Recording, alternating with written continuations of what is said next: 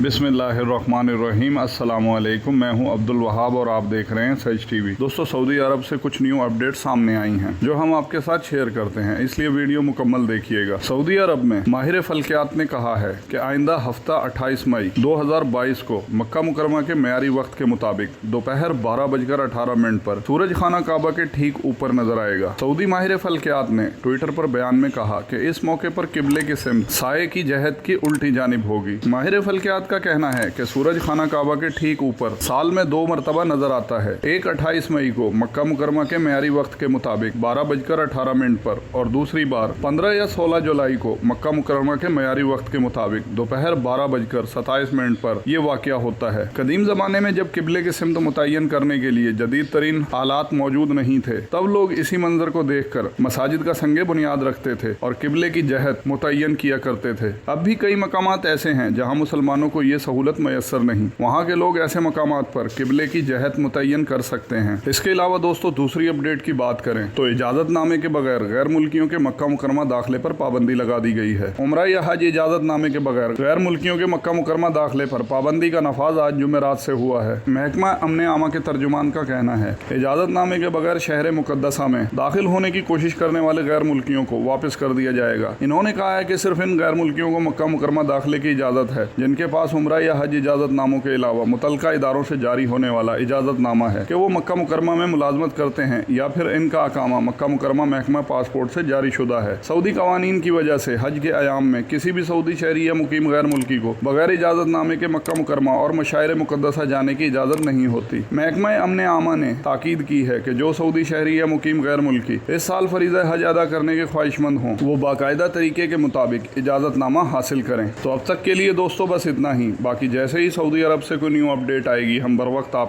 वक्त आपके साथ शेयर करेंगे। आपका कीमती वक्त देने का बहुत शुक्रिया। अस्सलामु अलैकुम व रहमतुल्लाहि व बरकातुहू।